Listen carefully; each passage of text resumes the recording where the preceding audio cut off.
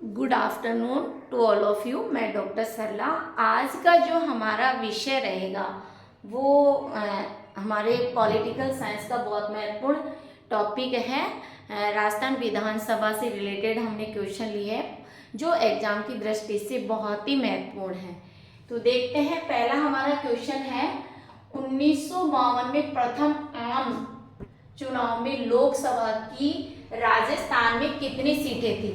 देखिए 1952 में आम चुनाव हुए, उस समय हमारे राजस्थान में लोकसभा से कितनी सीटें थी, तो 22 सीटें थी, ये ध्यान रखना है।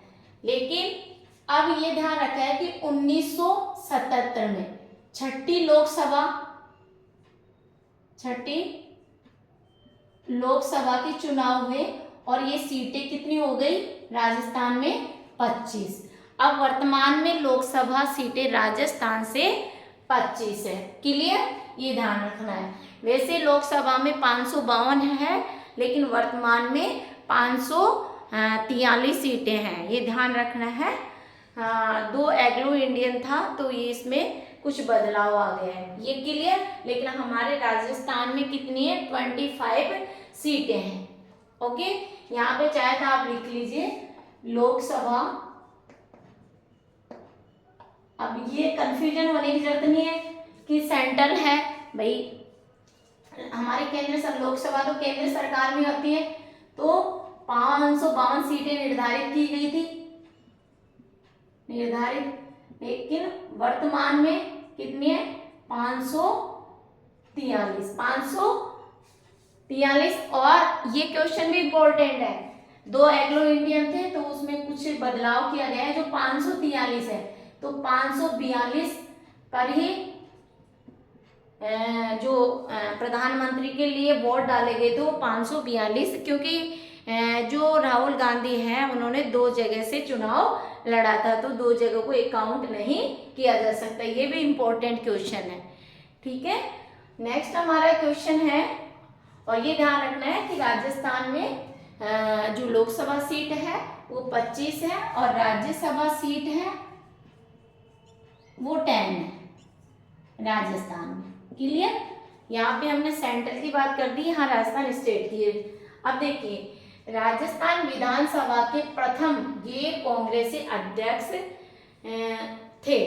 अब यहाँ राजस्थान विधानसभा के प्रथम गैर कांग्रेसी अध्यक्ष पूछा गया है, तो हमें ये ध्यान रखना है कि देखिए 1977 से 1980 भैरव सिंह उस समय क्या थे, मुख्यमंत्री थे। और 1980 में आपातकाल लागू हुआ था, थर्ड वाला आपातकाल, मध्यावधि चुनाव हुए थे, ठीक है ना। तो इस समय जो अध्यक्ष थे, क्योंकि बीजेपी की सरकार थी, ये ध्यान रखना, तो लक्ष्मण सिंह और 2 अध्यक्ष थे, लक्ष्मण सिंह और गोपाल सिंह। ये अच्छी तरह से लर्न कर लेना, क्योंकि 1977 से पहले कांग्रेस की सरकार थी। 1977 में गैर कांग्रेस यानी बीजेपी की सरकार आई और उस समय भैरव सिंह शेखावत सीएम बने, और उनके समय भी थर्ड आपातकाल। तो राजस्थान में जो आपातकाल लगे थे वो 4 आपातकाल लगे थे।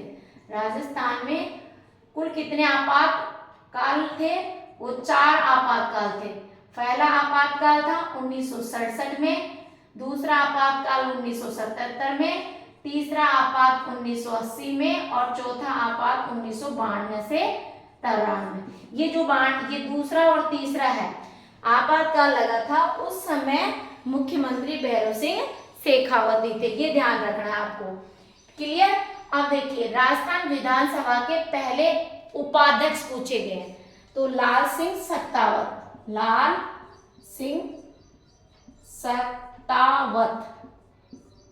से याद रख लेना, लाल सिंह सत्तावत। और यदि राजस्थान के पहले अध्यक्ष पूछ ले तो नरोत्तम लाल जोशी। राजस्थान विधानसभा के प्रथम अध्यक्ष पूछ लिए जाए तो नरोत्तम लाल जोशी, और उपाध्यक्ष पूछ ले जाए तो लाल सिंह सत्तावत। क्लियर। नेक्स्ट हमारा क्वेश्चन है, प्रोटेम स्पीकर को शपथ कौन दिलाता है। देखिए प्रोटेम स्पीकर अल्पकालीन थोड़े समय के लिए होता है, तो इसको शपथ राज्यपाल दिलाता है। ठीक है, ये भी महत्वपूर्ण क्वेश्चन है। फिर राजस्थान विधानसभा के प्रथम प्रोटेम स्पीकर कौन थे। वेरी मोस्ट, महारावल संग्राम सिंह। क्लियर। अब देखिए राजस्थान में विधानसभा सीटें कितनी है, 200। क्लियर है। अब यदि लोकसभा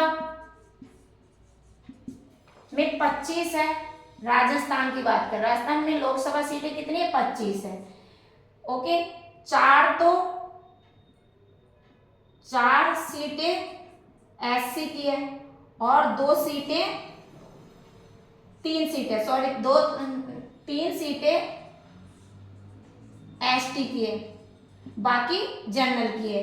ये 4 सीटें गंगानगर,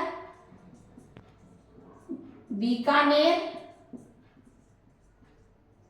भरतपुर। ये बहुत इंपॉर्टेंट क्वेश्चन है, क्योंकि आपको ये चीज लर्न होनी चाहिए कि कहां से कौन सी सीटें एससी एसटी की है, ये ध्यान रखना। कहां से कौन से, ये आप है उदयपुर से सबसे ज्यादा, बांसवाड़ा।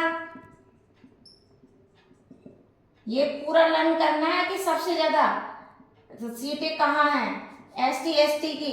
और नेक्स्ट क्वेश्चन है हमारा, राजस्थान में लोक नायक किसे कहा जाता है। जयनारायण व्यास को कहा जाता है। जयनारायण व्यास को कहा जाता है। अब देखिए जयनारायण व्यास को कहा जाता है, तो इसको शेर ए राजस्थान भी कहा जाता है।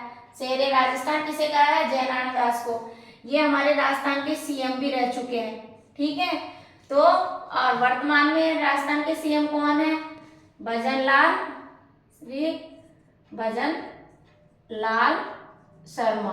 कहाँ से हैं, सांगानेर सीट से ये एमएलए के चुनाव। अब ये क्वेश्चन आपके ध्यान में रखना है कि जो बहुमत दल का नेता ही कौन होता है, सीएम होता है। चाहे वो विधानसभा में बहुमत दल का नेता होगा, वो सीएम होगा। लोकसभा में बहुमत दल का नेता होगा, वो प्रधानमंत्री होगा।